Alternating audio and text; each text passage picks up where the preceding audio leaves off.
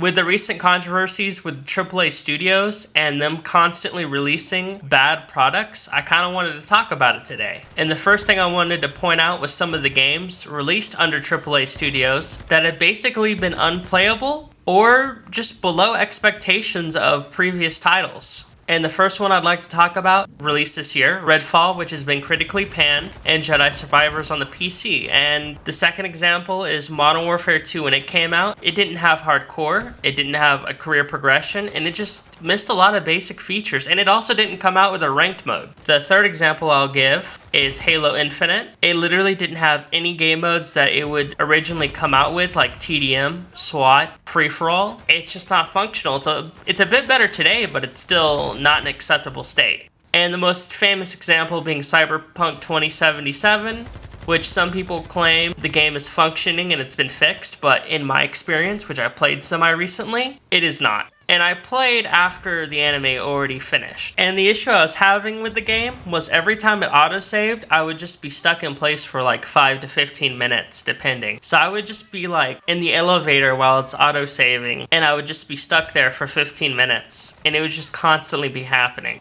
And another thing to notice about these AAA games is that the games may not be functional and they may not work, but in the case of Modern Warfare 2 and Halo Infinite specifically, the monetization shop worked perfectly. And any bugs it had, they fixed that crap. So even though the game will just sit there to languish, you can bet your sweet butt that any fix that needed to happen to the monetization shop sure as heck happened. And I wanted to bring this up, the game's not being finished, but the monetization store working. It is important to note that I think part of the problem is that there's just a lack of competition in the gaming market right now. Like, Call of Duty is comfortable releasing crap every year because they know that people are gonna buy it up and it's gonna be the most bought game of the year. Halo Infinite is comfortable doing what they've done because they know they're gonna make money back tenfold. Just like Redfall and Jedi Survivors were comfortable making their incomplete messes that don't work properly because they know they'll make money despite themselves regardless. And to kind of go into my next point, the reason why they're comfortable releasing this stuff past the lack of competition is also because you're going to buy the next Call of Duty. You're going to play the next Halo. You're going to play the next Arcane game. Like, these game companies are comfortable doing this because they will make money despite themselves regardless, because as the consumer, me and you have failed and we will keep buying these games. So why should they stop making incomplete games? They can just fix it later and get the money now. But I would like to elaborate about how the consumer failed the market just as much as the publisher game developers have. And the first reason I'd like to bring is because we're constantly playing the same games regardless of the quality. Call of Duty is comfortable releasing a game without hardcore, without career progression, without rank, because they know people will play it and buy it regardless. Call of Duty is the most sold game every year, so why should Activision, Infinity Ward, Treyarch, Sledgehammer care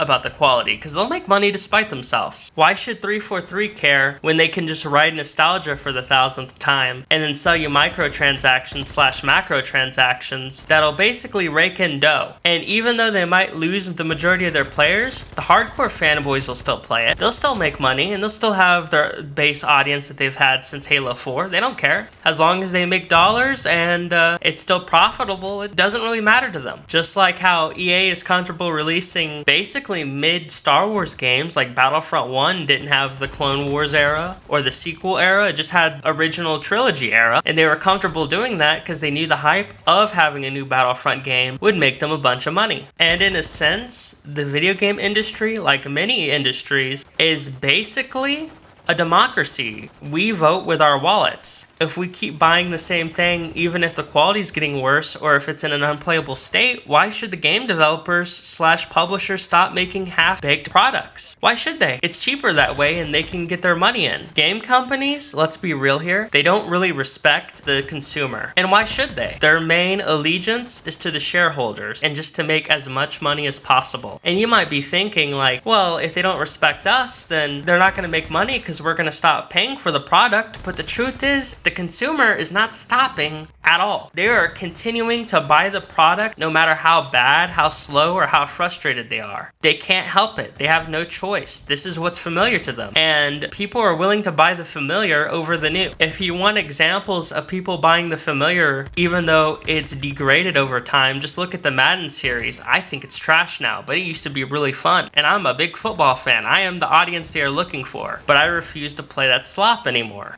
And some people will try to defend video game companies and publishers by talking about how hard it is to make video games. And yeah, it is hard doing code. It is hard doing graphics. All that stuff's hard. But the thing is, as the consumer, I don't care how hard it is. I was promised a product, and then when I get the product, it doesn't work.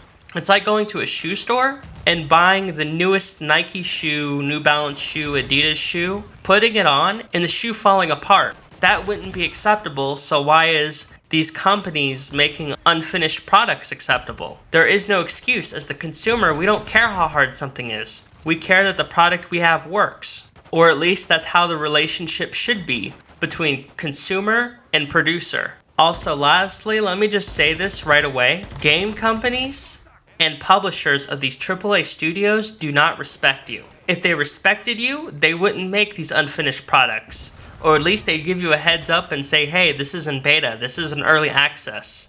Play it at your own discretion. No, they advertise the crap out of it. They spend millions on advertisement, like Star Wars Jedi Survivor. I bet you they spent a lot of money on advertising.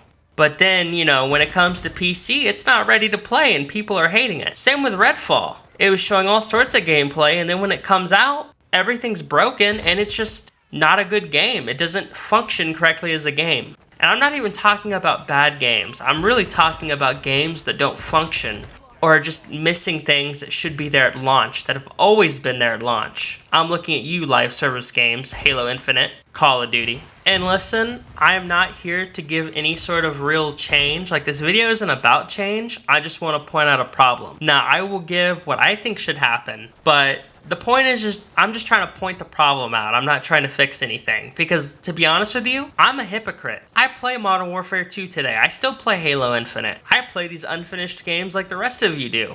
And I think the only real way to have any sort of change in the gaming industry would be to check out more indie games, to check out the competitors to Call of Duty like X-Defiant, to Halo, like whatever the Splitgate sequel is going to be, just to check these games out and see if there's something you're willing to play more than the mainstream Halo and Call of Duty. Thank you for listening to my video today. If you have your own opinions, please put them in the comments. And I'm sorry, sir.